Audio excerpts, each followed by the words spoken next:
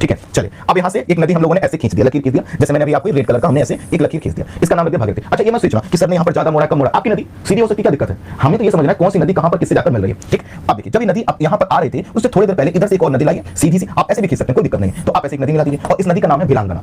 भिलांगना, तो इधर से भागीरथी आगे बढ़ी और इधर से भिलांगना आई और भिलांगना क्या हुई, भागीरथी में मिल गई। दोनों के संगम पर देखो एक स्थान है टिहरी, यहां पर क्या लिख दिया, टिहरी। टिहरी बात सुने हैं तो आगे चलकर टिहरी हम लोग देखेंगे, पढ़ेंगे इसकी विशेषता, तो यही वो लोकेशन है। ठीक है, यहां पर हो गया, इतना हो गया। बना रहे हैं कि नहीं, कॉपी से आप लोग पेन से बना रहे हैं कि नहीं, एक कलर से बना लीजिए और क्लास के बाद 2-3 कलर का पेन लेकर एक बार बना लेना, बस एक बार इस तरह का इमेज बना लेना और तकिए के पास रख लेना, जहां पढ़ते हो सोते वहां पर रख लेना और सोते समय पलट लेना। क्या काम, मतलब ये सोच के कि कितना अच्छा बना लेते हैं, पॉजिटिव वाइब के साथ क्या करना, आप इसको देख लेना, सोते समय 1-2 दिन अपने आप पूरा दिमाग में छप जाएगा।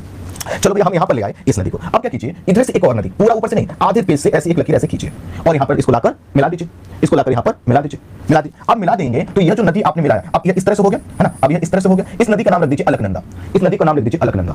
मिल गई, अलकनंदा मिली।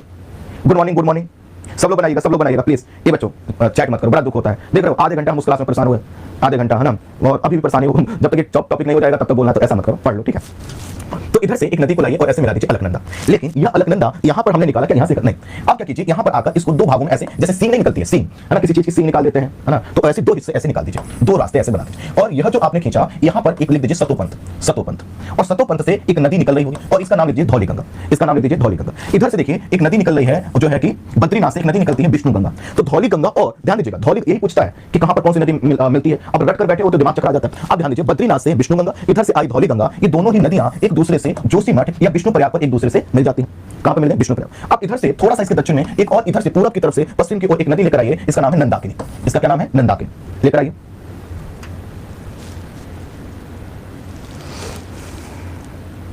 केमिस्ट्री वर्क, ठीक है ठीक है ठीक है, Shivam ji thank you so much, thank you so much.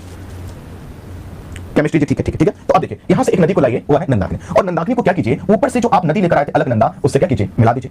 तो आप देख रहे हैं यहां पर धौलीगंगा विष्णुगंगा मिलकर क्या कौन सी नदी का निर्माण कर रही है, अलकनंदा, और इसी अलकनंदा में एक नदी आकर मिल रही है नंदाकिनी, और जहां पर मिल रही है उस स्थान का नाम क्या है, नंद प्रयाग। प्रयाग का मतलब ऐसे स्थान से होता है जहां पर दो नदियों का संगम हो, जैसे प्रयागराज, गंगा यमुना और सरस्वती का संगम। ठीक इसी तरह से आप देखिए यह पहला जो प्रयाग आपको मिलता है वो विष्णु प्रयाग, सबसे उत्तर की ओर विष्णु प्रयाग, जहां पर विष्णुगंगा, ठीक है, विष्णुगंगा और धौलीगंगा दो नदियां एक दूसरे से मिल रही है। उसके बाद जो प्रयाग पड़ता है वो है नंद प्रयाग, और नंद प्रयाग में क्या होता है, अलकनंदा, ये दोनों नदियां मिलकर अलकनंदा का निर्माण करें। तो जो अलकनंदा है इसमें नंदाकिनी नदी आकर मिली, नदी आगे की ओर बढ़ती है तो फिर एक नदी आती है पिंडार नदी, और ये पिंडार नदी कहां से आती है, पिंडारी हिमनद से, और इससे आकर यहां पर कर्णप्रयाग में यहां पर मिल जाती है। नदी आगे बढ़ती है और फिर इधर से केदारनाथ के पास, केदारनाथ से होकर एक नदी आती है मंदाकिनी, केदारनाथ से एक नदी निकलती है मंदाकिनी। मंदाकिनी जब आगे बढ़ रही है तो इससे पहली जो नदी मिलती है यहां पर वो है बासुकी गंगा, और बासुकी गंगा जहां पर क्या जो है कि मंदाकिनी नदी से मिलती है, मंदाकिनी नदी से जहां बासुकी गंगा मिल रही है वो स्थान है शोण प्रयाग। तो ध्यान देना यह वाले प्रयाग एक सीध में है और यह वाला प्रयाग अलग है।